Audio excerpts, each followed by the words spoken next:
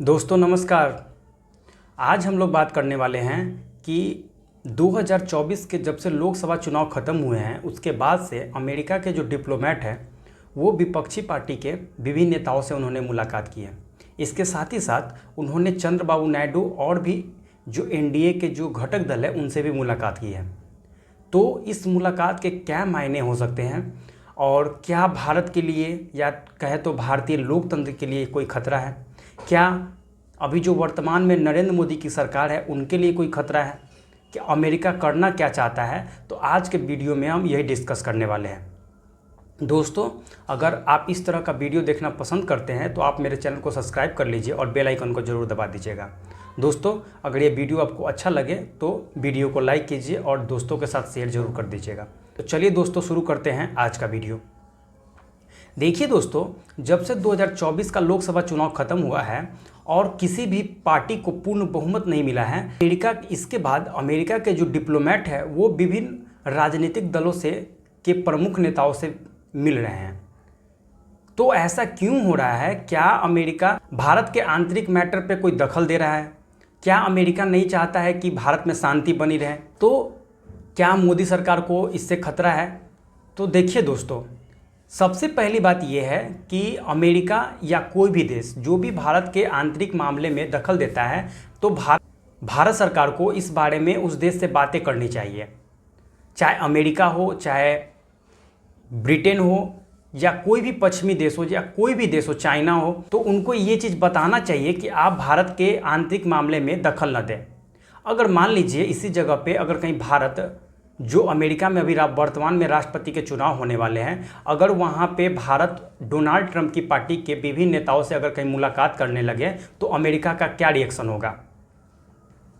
आप जानते ही हैं कि अमेरिका में विवेक रामास्वामी जो कि डोनाल्ड ट्रंप की पार्टी से हैं वो भारतीय मूल के हैं। अगर उनसे नरेंद्र मोदी की जो सरकार है या कहे तो कोई बड़े नेता अगर जा कर के उनसे मुलाकात कर ले तो अमेरिका इसको अपने इंटरनल मैटर में दखल मानेगा कि नहीं मानेगा? तो इस पे एक लाइन खींची जानी चाहिए कि आप किस तरह से मिल सकते हैं, क्योंकि जो अमेरिका के डिप्लोमेट हैं उन्होंने चंद्रबाबू नायडू से भी मुलाकात की है। इसके साथ साथ जिनके सिर्फ एक सांसद है असदुद्दीन ओवैसी, उनसे भी मुलाकात की है। फिर उन्होंने जाके जम्मू कश्मीर में उमर अब्दुल्ला से मुलाकात की है। तो ये क्या दर्शाता है? ये यही दर्शाता है कि अमेरिका भारत के इंटरनल मैटर पे दखल दे रहा है। अमेरिका को ऐसा नहीं करना चाहिए था, क्योंकि आप जानते ही होंगे जो अमेरिका के साउथ एशिया के जो प्रमुख के तौर पर जिनको नियुक्त किया गया है उनका नाम है डोनाल्ड लू। उन्होंने चुनाव से पहले उनकी भारत की यात्रा हुई थी। इसके बाद उन्होंने विभिन्न पॉलिटिकल पार्टी से के नेताओं से उन्होंने मुलाकात की थी। बांग्लादेश में जो रिजीम चेंज हुआ है, यानी कि शेख हसीना को सत्ता से हटाया गया है, इसके पीछे भी डोनाल्ड लू का हाथ माना जा रहा है। पाकिस्तान में जो इमरान खान की सरकार को जो बर्खास्त किया गया या कहे तो इमरान खान की पार्टी को सत्ता से हटाया गया, इसके पीछे भी डोनाल्ड लू का हाथ माना जा रहा है। तो वो साउथ एशिया में रिजीम चेंज करने के लिए जाने जाते हैं। क्या डोनाल्ड लू भारत में भी ऐसा करने की कोशिश कर रहे हैं? भारत सरकार उनको ये करने की मंजूरी कैसे दे सकती है कि कोई विदेशी डिप्लोमेट भारत के जो विभिन्न पॉलिटिकल पार्टी है उनसे मुलाकात करे? तो ये भारत के लिए एक बड़ा खतरा साबित हो सकता है।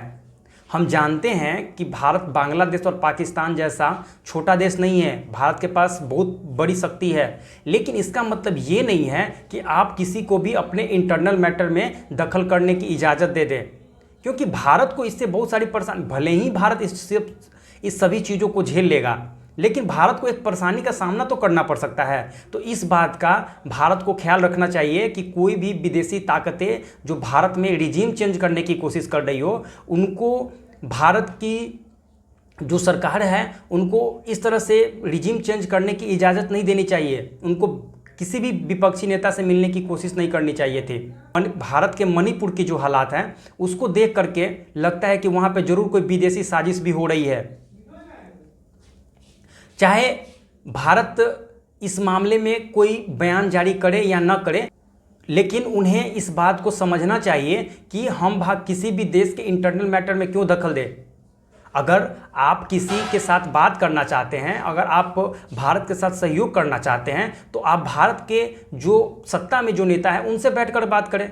तो इसमें जो छोटे छोटे पार्टियों के नेता हैं उनसे बात करने की क्या ज़रूरत है।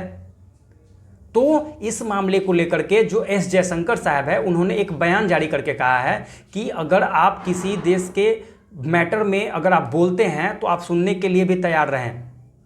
उन्होंने एक सभा को, एक छोटी सी सभा को संबोधित करते हुए ये बयान जारी किया है।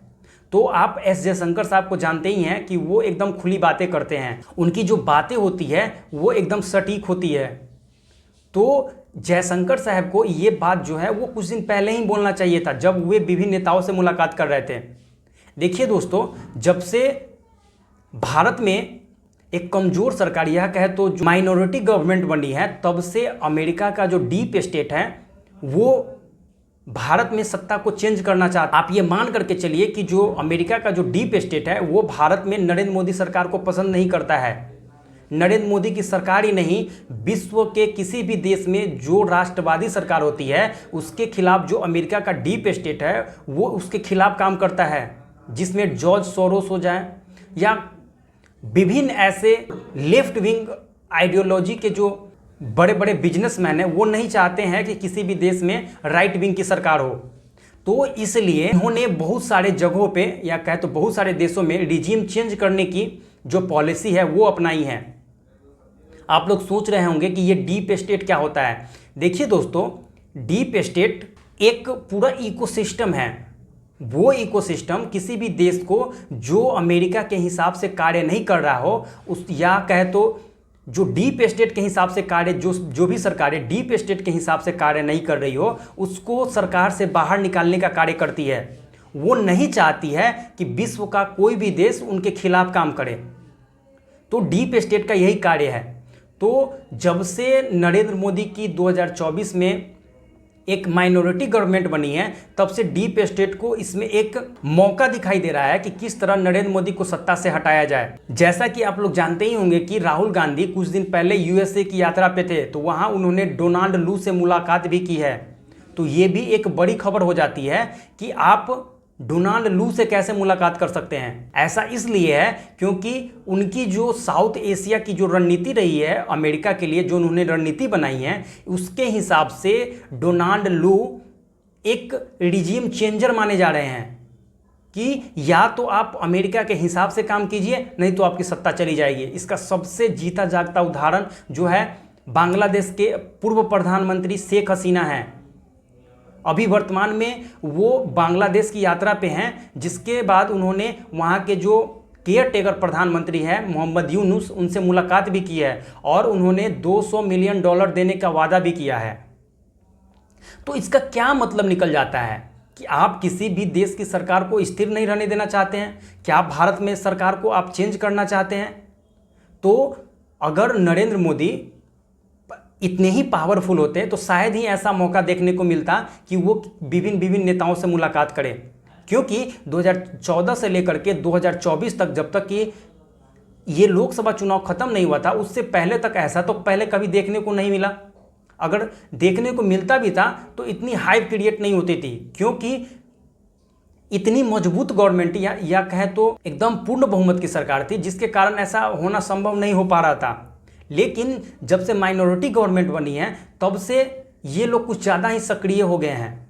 तो नरेंद्र मोदी सरकार को या कहे तो मोदी सरकार को इस पे एकदम बारीक नज़र रखनी चाहिए, और ख़ास करके एस जयशंकर और डोभाल साहब को भी, कि वो इस तरह से किसी भी देश को अपने आंतरिक मामले में हस्तक्षेप करने की खुली छूट ना दें। नहीं तो सरकार को अस्थिर करने में ये लोग थोड़ी सी भी कोर कसर नहीं छोड़ेंगे।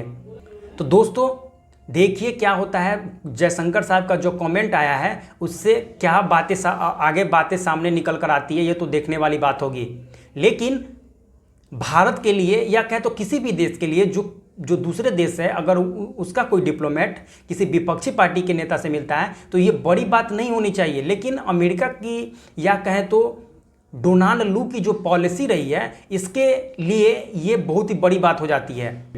तो दोस्तों आप इस बारे में क्या सोचते हैं, आप हमें कमेंट बॉक्स में बताइए। मिलते हैं आपके साथ नेक्स्ट वीडियो में, तब तक के लिए जय हिंद।